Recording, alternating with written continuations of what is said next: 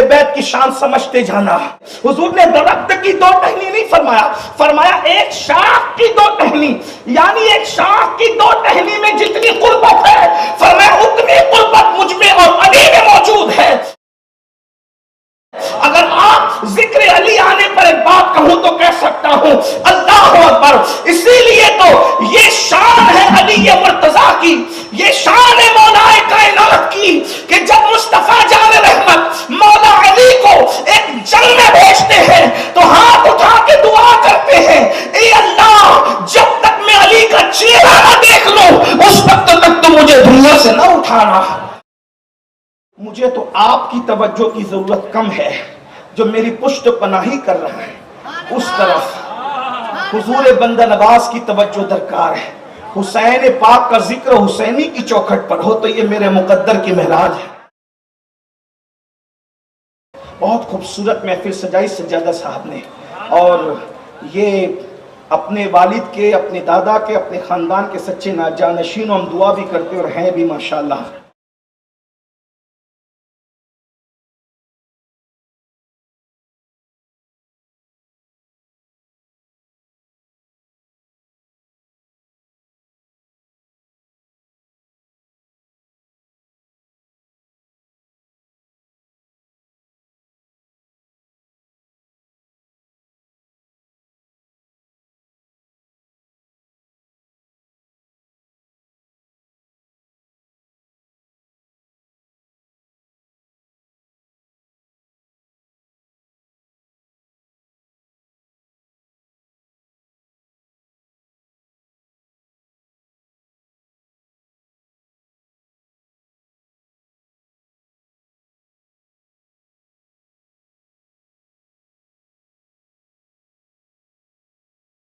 وَلَا تَقُولُوا لِمَنْ يُقْتَلُ فِي سَبِيلِ اللَّهِ أَمْوَاتٌ،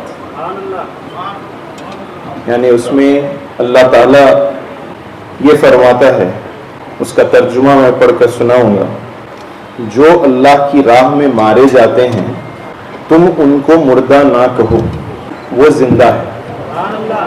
تو اس قرآن کی آیت سے ہم کو یہ پتہ چلتا ہے، اور خواجہ صاحب آگے لکھتے ہیں کہ جو اللہ تعالیٰ کی جو راہ میں مارے جاتے ہیں ان کو اللہ تعالیٰ ہی یاد کرواتا ہے، یعنی اللہ کی ذمہ داری ہو جاتی ہے جو اللہ کی راہ میں مارے جائیں وہ اللہ تعالیٰ ہی انہیں یاد کراتا ہے، اور انہی کو یاد کرنا اللہ کو یاد کرنے کے برابر ہے۔ تو ہم اللہ تعالیٰ کی ہی محفل میں بیٹھے ہیں، ہم امام حسین کی شہادت کو اگر یاد کرتے ہیں تو میں سمجھتا ہوں کہ ہمیں ضرور اس واقعے کا غم ہوگا، لیکن اللہ تعالیٰ نے امام حسین رضی اللہ تعالیٰ عنہ کو جو عمل کروایا ان سے، وہ واقعہ ہم سب کو ہمارا ایمان تازہ کرواتا ہے۔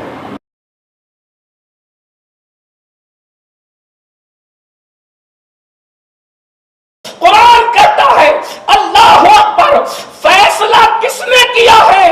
یہ فرشتوں کے ہاتھ میں پاکی کا مسئلہ نہیں دیا گیا، مخلوق کے ہاتھ میں نہیں دیا گیا۔ فرمایا انہیں پاک کون کرے گا؟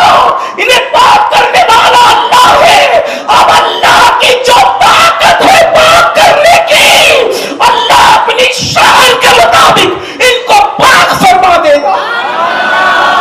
کس شان سے اللہ نے پاک کیا ہوگا؟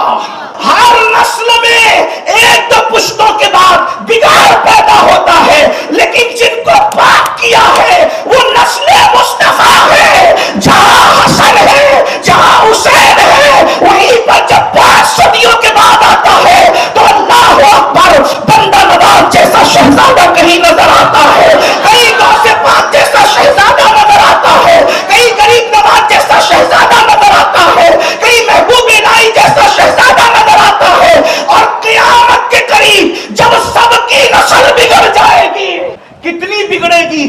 اللہ کے رسول فرماتے ہیں کپڑے پہن کر بھی عورتیں ننگی رہے گی، تو کس کس کی نسل کی رہے گی وہ بتاؤ نا۔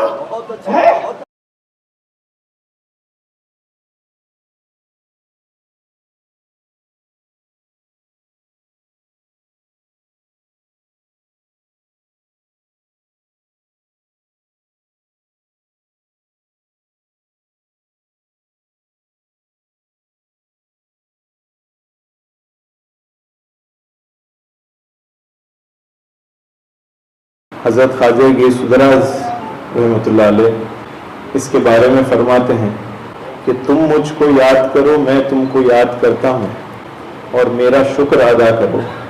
اس پہ اللہ تعالیٰ نے تکرار کی اور شکر کرنا بھی ذکر کا ہی ایک حصہ ہے۔ خواجہ صاحب فرماتے ہیں کہ اس پہ جب تکرار ہوئی ہے تو اس کا یہ مطلب ہے کہ تم مجھ کو یاد کرو نہیں، تم مجھ سے محبت کرو، کیونکہ تکرار جب ہوتی ہے تو اس کا مطلب یہ ہے کہ تم اسی کو بار بار یاد کرو گے جس سے تم محبت کرتے ہو۔ تو اس طریقے سے خواجہ بندہ نواز نے فرمایا کہ اس کا ترجمہ خواجہ صاحب کے حساب سے اس تفسیر کو لکھتے ہیں کہ فَاذْكُرُونِی أَذْكُرْکُم کے معنی یہ آتے ہیں کہ تم مجھ سے محبت کرو، میں تم سے محبت کروں۔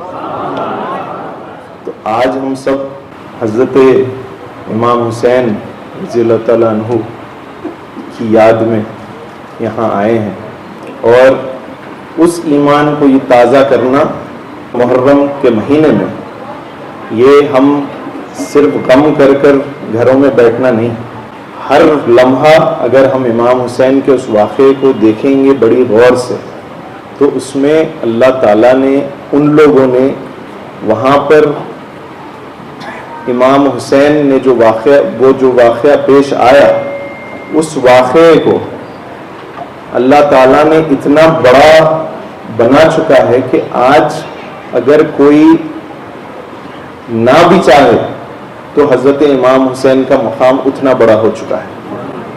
اور ہم سب کو چاہیے کہ ہم ہمیشہ اپنے دل میں اللہ تعالیٰ کی یاد برقرار رکھیں، اللہ کا ذکر کرتے رہیں، تاکہ ہم سب اللہ سے محبت میں رہیں، تاکہ اللہ ہم سے محبت میں رہے۔ میں ہمارے مہمان مقرر سید مولانا سید امین القادری صاحب کا شکریہ ادا کرتا ہوں کہ وہ آج تشریف لائیں، اور ساتھ ہی ساتھ محبان اہل بیت جو کمیٹی ہے علماء اکرام کی، ان سب کا شکریہ ادا کرتا ہوں کہ وہ ان محرم کے 10 دن جو مجالس ہوئے ہیں گلبرگہ میں، ان سب کو آرگنائز کیا، ان سب مہمان مقرر بہت سارے گلبرگہ تشریف لائے، اور الگ الگ مساجد میں مجالس ہوئے، اور آپ لوگوں نے اس تقاریر کا استفادہ کیا۔ میں میری طرف سے، درگاہ شریف کی طرف سے کمیٹی کا ساروں کا شکریہ ادا کرتا ہوں، اور ساتھ ہی ساتھ مبارک کہتا ہوں، کیونکہ لوگوں کو جمع کرنا یہ معمولی بات نہیں ہے آج کے دور میں۔ جیسے مولانا نے فرمایا کہ سارے یوٹیوب پہ گھر پہ بیٹھ کے دیکھ رہے ہیں، لیکن ہم اگر جمع ہوں گے تو ہی ہماری عقیدت کا پتہ اللہ کو چلے گا۔ ہم اگر گھروں میں بیٹھ کے فون کھولیں گے تو وہ اس سے کچھ ہونے والا نہیں۔ جمع ہونے کا وقت ہے، ہم ساتھ رہنے کا وقت ہے۔ اللہ تعالیٰ سے دعا ہے کہ ہمارے عقیدے کو مضبوط رکھے، ہماری جو زندگی ہے پوری زندگی ایمان پر رکھیں، اللہ تعالیٰ سے قریب ہونے کا موقع دے، رسول اللہ صلی اللہ علیہ وسلم کے بتائے ہوئے راستے پر چلیں، اور اولیاء اکرام کے تعلیمات پر عمل کریں۔ وآخر دعوانا الحمدللہ رب العالمین۔